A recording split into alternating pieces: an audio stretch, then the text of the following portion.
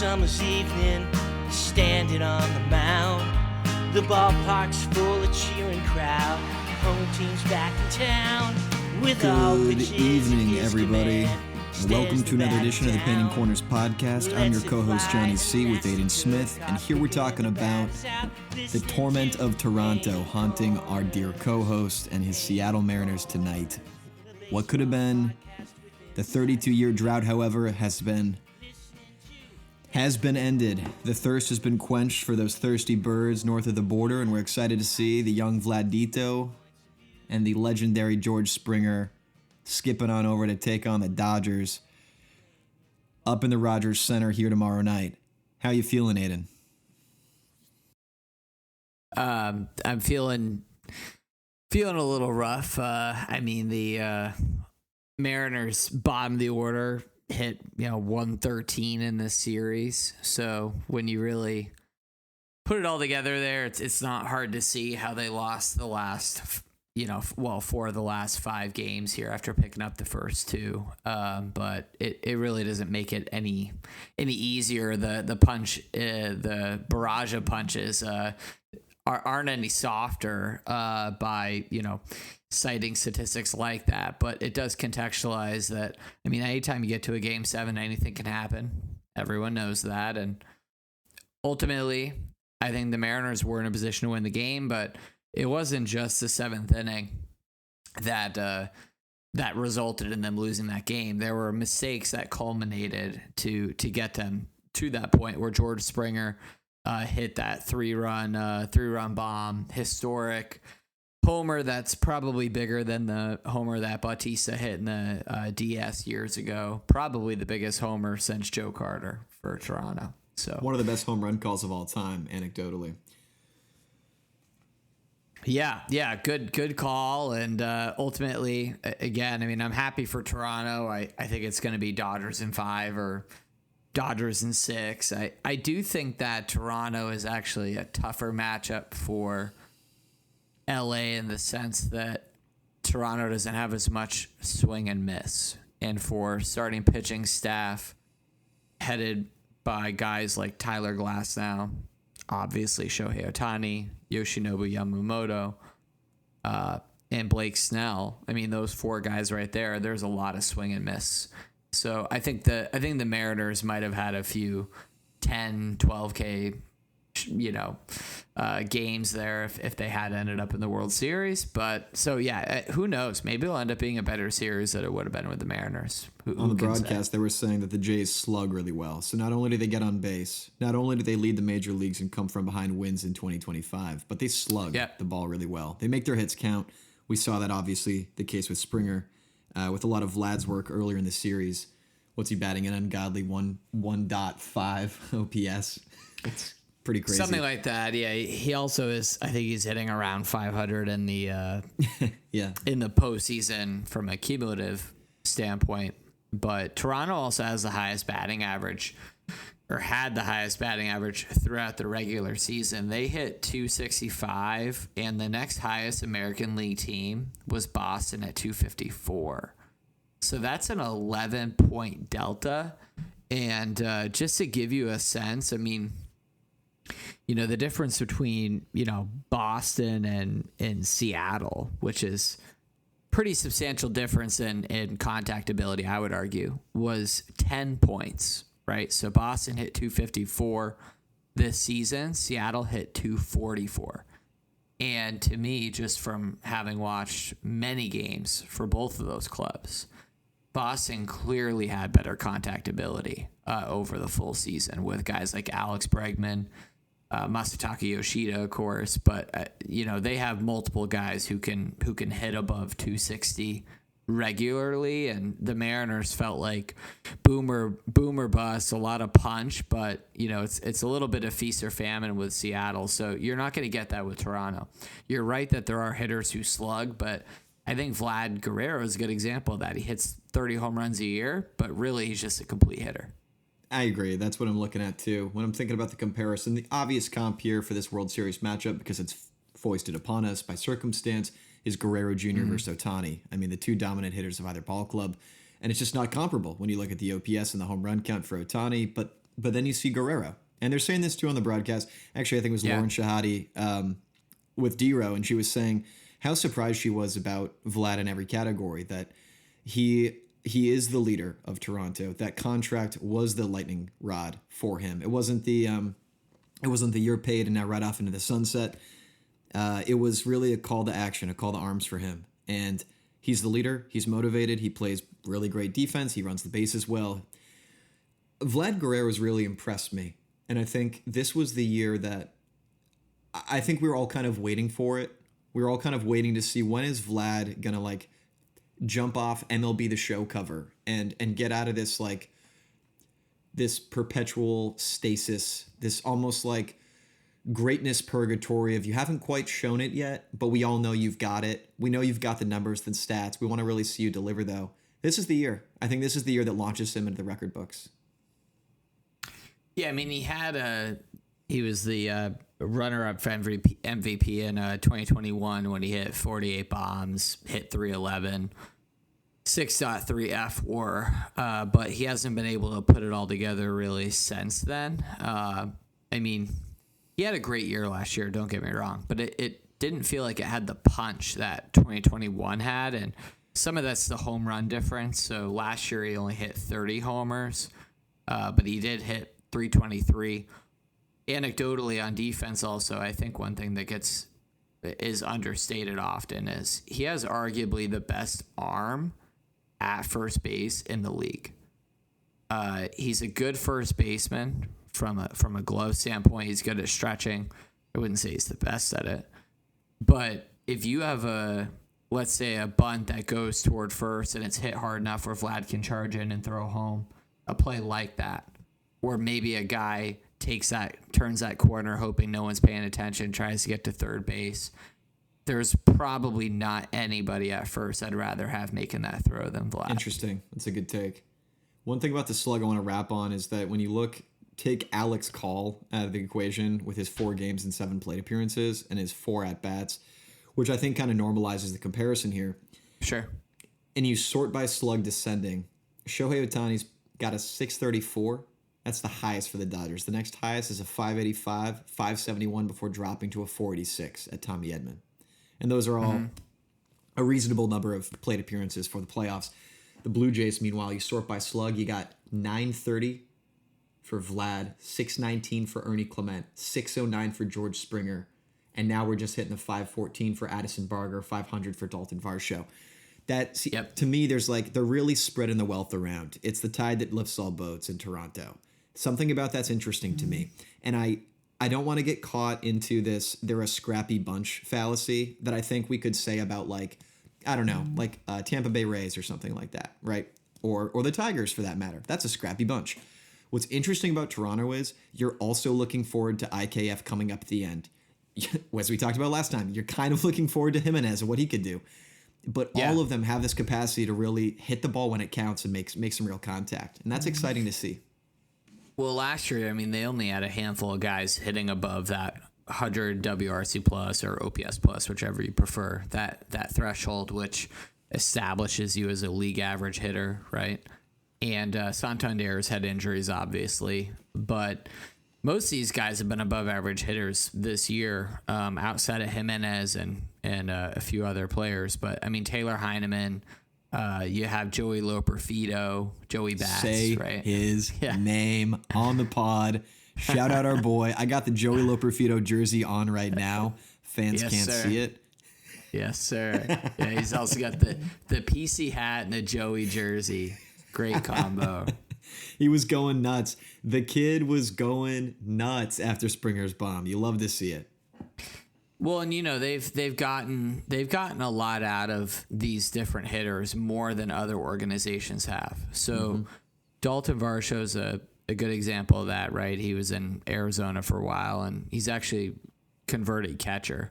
That's right. But he's a premium outfielder. Everyone really knows that. But 123 WRC plus this year. I mean, that establishes him as a middle of the order threat, really. And he's also looked like a middle of the order threat in the postseason. He's not a guy that you really want to pitch to. He doesn't get on base a ton. I mean, he's probably going to be like a kind of fringe 300 OBP guy for his career, but he does have the pop this year. There's no doubt about that. And most of these guys don't strike out much. I mean, the Mariners have multiple hitters who flirt with that 30% K rate.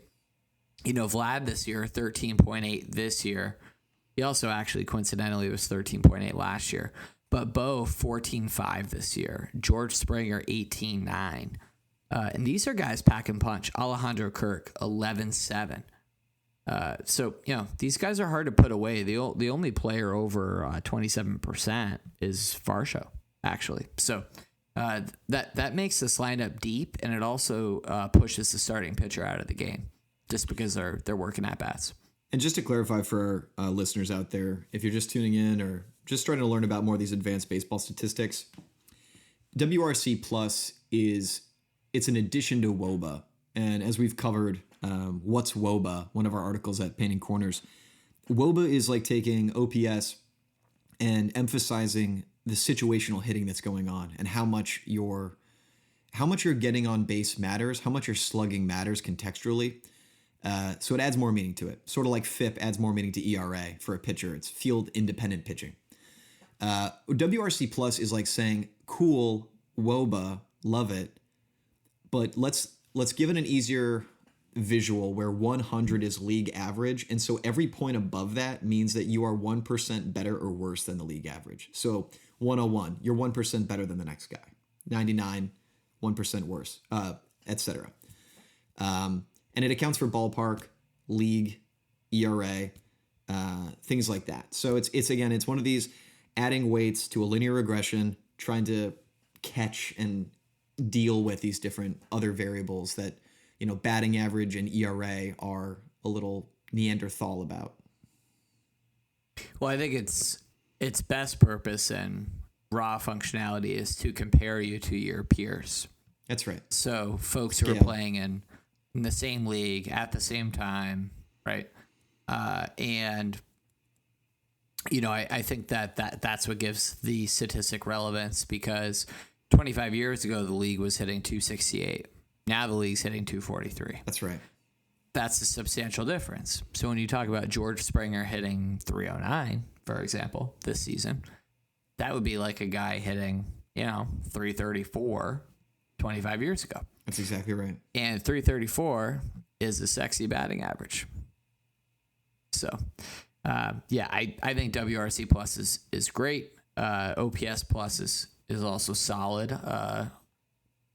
Our friends at Baseball Reference carry that statistic. WRC Plus is listed on Fangraphs more. But I want to get to the Mariners game to talk a little bit about how this Jays lineup was able to beat Seattle ultimately. And there's a few pieces that go into why the Mariners lost and why the Blue Jays won, because that's important to talk about as well. Shane Bieber was able to get out of a few sticky situations and grit his way through some at-bats. All year, Seattle has struggled in the games that were not nationally televised, that the whole country wasn't watching, where you have a runner on third with no outs and the Mariners just never got that guy in, right? And you saw that unfold over the postseason, where you had opportunities to make something with at-bats. And I understand that in a 1 at-bat, even a 5 at-bat sample, it is what it is to an extent. Anything can happen. The thing is, this has been happening all year with the Seattle Mariners. You saw this in Game 6 when Yasevich had 3 inning-ending double plays back to back to back. I want to say it was 3, 4, 5 innings, 3, 4, 5. But anyway, 2 of those, which were back to back. The third one wasn't bases loaded, but the first 2 were bases loaded. And I think it was Cal that hit into a double play, and then JP was the next inning. Correct me if I'm wrong, but so that is just not going to cut it. You got to have a sac fly in at least one of those situations. If you have the bases loaded with less than 2 outs and back-to-back innings, you have to think you're scoring 2 runs. I think both things can be true, that the Mariners have had very weak situational hitting. I've seen it firsthand all year long. for the past Yes. several years in the AL West. And it's been something that's it's been a bit of a white pill, let's say, to Astros fans or Athletics or Angels fans whenever playing against them. Since the pitching staff is really their calling card, right? It's like, well, at least we can get to J.P. Crawford or Dominic Canzone and ground into a double play or something like that. But it cuts both ways, because in this matchup, I feel like as the viewer, maybe this is just me being biased and rooting a bit for the Jays, but it really felt like there was a lot of double plays that were just the nail in the coffin for a big rally and for the Blue Jays. Like, how many times was it that, bases loaded, runners at the corners, and I mean, even in Game 7, we saw that. Like, that was a really big moment. I think it was like runners at the corners, nobody out. They couldn't even get the guy. Double play, left the runner at third, end of the inning.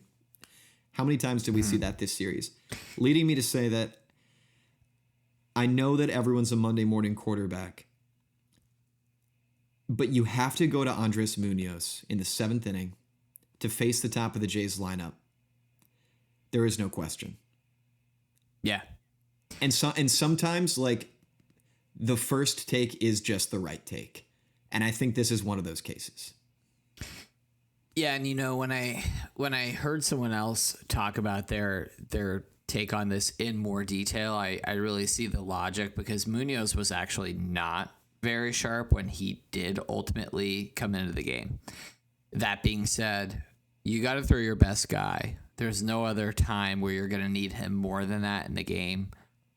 And secondarily, from a analytical standpoint, with Munoz, you can throw sliders away from Springer. With Bizzardo, you're throwing the two-seamer into Springer, which I believe is exactly what happened. But that's right. There was a 1-0 pitch that a sinker. That's right. And the location was bad, and I mean, he made a bad pitch. They had also seen too much of Bizzardo, for sure. They had also seen Munoz a few times as well. But I do think you have to bring in your best guy. I don't disagree with that. I also think that they probably went a little too long with Wu. I don't think he looked great in that inning. I want to say it was... You got too clean from Wu, correct? It was too clean, and he started the 7th? He was, too clean. So he walked Jimenez, and then it was IKF hit up the middle, right? Correct, yes. It was a 2-strike count as well. It was. So part of the problem with Munoz, it's not necessarily when you're taking out Wu and you're putting in Bizzardo. It's actually a few minutes before that. Correct. When you warm up Bizzardo and you don't warm up Munoz. Moreover, what I'm getting at is Dan Wilson went away from his strategy we talked about on the last podcast. I was criticizing him for pulling Bryce Miller too soon. When he pulled Bryce Miller, all Bryce Miller did was let the leadoff runner on. At that moment, he yoinked him. Where was that logic when Wu let on Jimenez? Once Jimenez gets on, you yank him out, you put in Munoz, you face the bottom, you get that free out as your little warm-up on IKF. Okay, now you're warm, ready to roll. Munoz had been resting for so long that a non-Mariners fan like me, just a casual Mariners watcher, was like, is Munoz injured? Why aren't they using him? Because I'd grown to fear him through the regular season. I'm trying to remember, because I remember that he had only thrown once over the last week. So did he only pitch one time in this series before Game 7? It could have been an issue of too much rest, but I mean, come on, baby. Well, no, I was just looking at it. So he let me see. So I mean, he threw 8 1/3 over the whole postseason. But he pitched 3 games in the CS. So 3 innings. So I would think that Dan didn't think he could get 6 outs from Munoz. And I think that was a contributing factor to why he was trying to get cute and get an extra out or 2 from Wu. Because, I guess you're not really trusting Luis Castillo there. Brash is definitely fading. He's recovering from Tommy John at the beginning of the year, and he was back sooner than we thought he was going to be. And so I think Brash has not looked great in his last few starts. Vargas has been very hit or miss. Bizzardo has seemingly pitched in every game. I mean, not literally, but he pitched in 4 out of the 7 this series, and I think it was even higher ratio than that in the DS.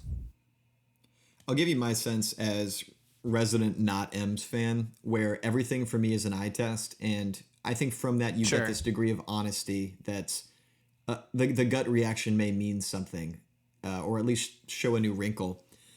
When I'm watching the broadcast and I'm rooting against the M's, the person I'm fearing to come in the most is Andres Munoz. The second person I'm fearing the most to come in is Matt Brash.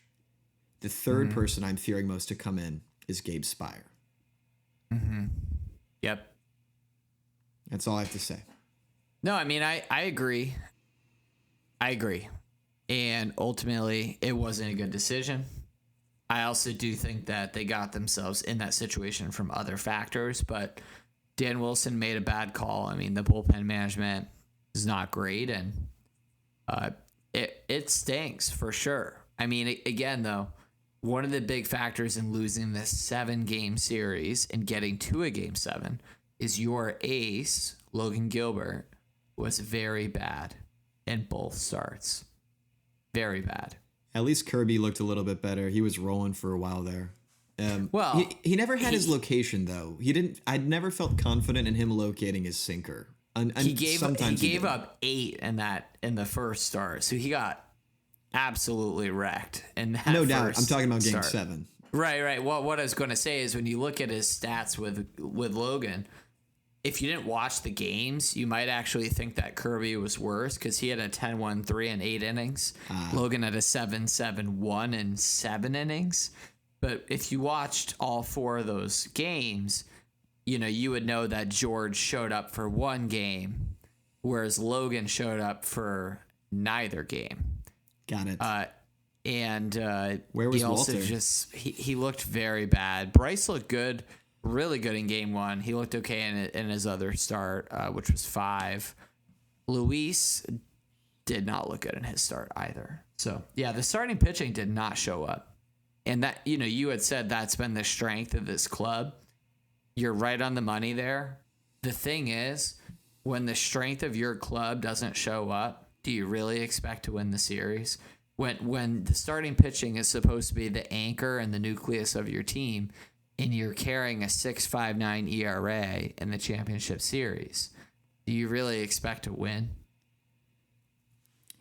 Here's what I have to say. The 2 guys you expect to show up did show up. Cal hit the bomb he needed to, and so did 7. Julio. Yeah. In Game right. 7, you're winning 3-1. Right. You've got to get 9 outs. And to say that it's not Dan Wilson's fault for bullpen management sort of feels like in 2019 when the ref totally blew the call and I stopped watching the NFL when the Saints were robbed of their Super Bowl appearance against the Rams. Yeah. And people said, you know what? I see that. That definitely rigged the game and spoiled it for the Saints, but they should have won that game by a bigger margin anyway. That was the kind of on them. It sort of feels like that argument. It's like, why is the burden of proof always on the people for the one bad decision to explain how they needed to have done more? Because sports is always coming down to the wire. It's always coming down to a game of inches or one pitch or a 2-1 count versus a 1-2 count. And similar to the Saints, I think it came down to that one play. I think it came down to this bullpen management. I just think Dan Wilson had an interesting strategy. He had a tight leash. He knew what he was doing. He was comfortable going to Castillo in other games.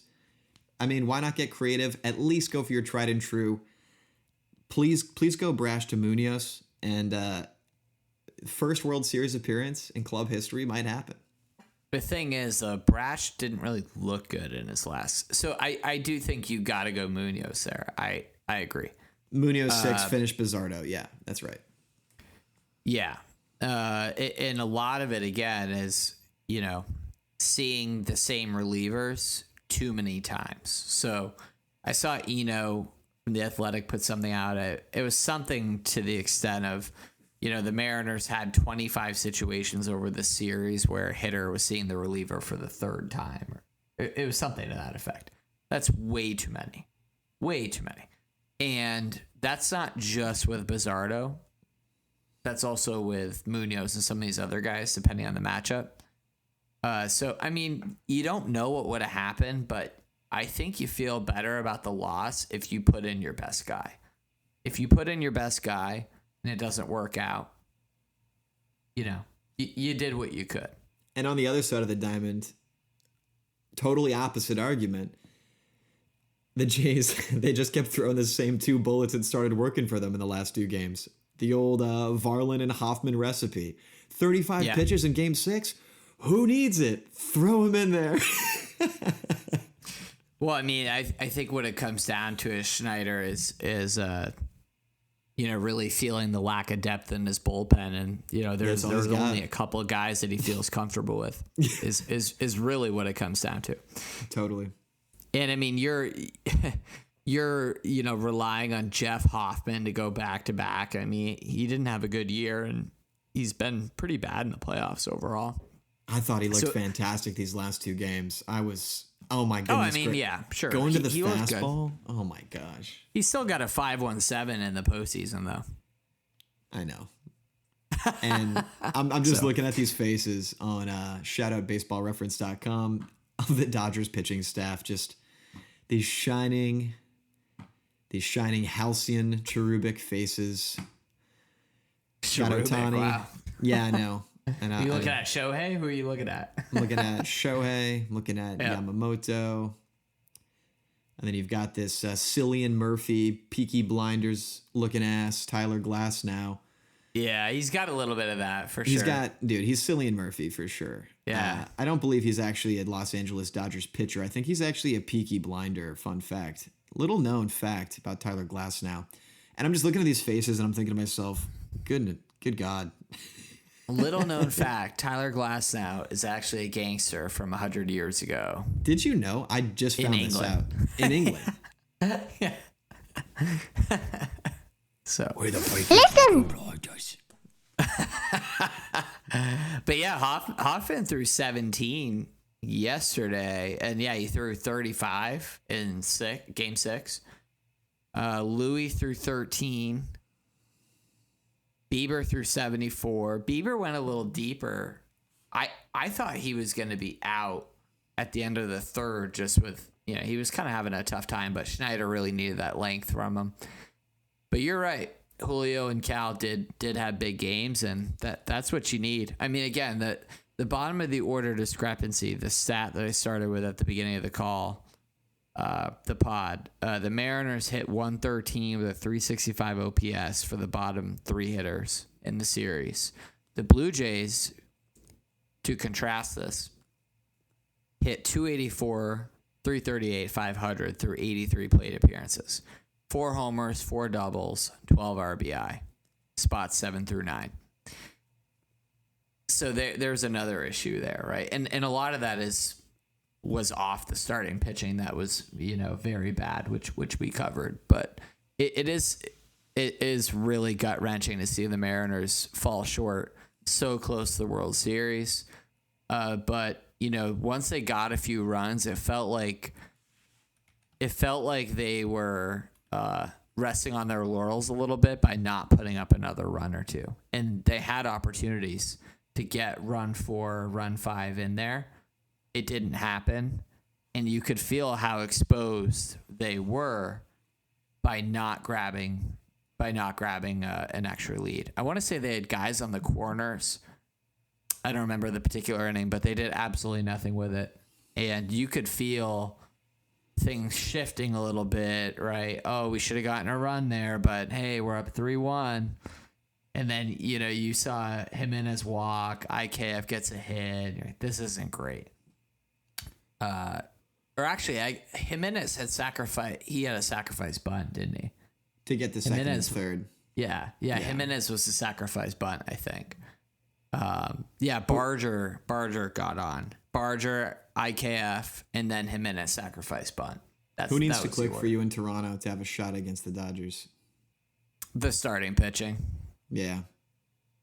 I mean, if they're not getting length from the starting pitching, you're asking way too much of a bad bullpen.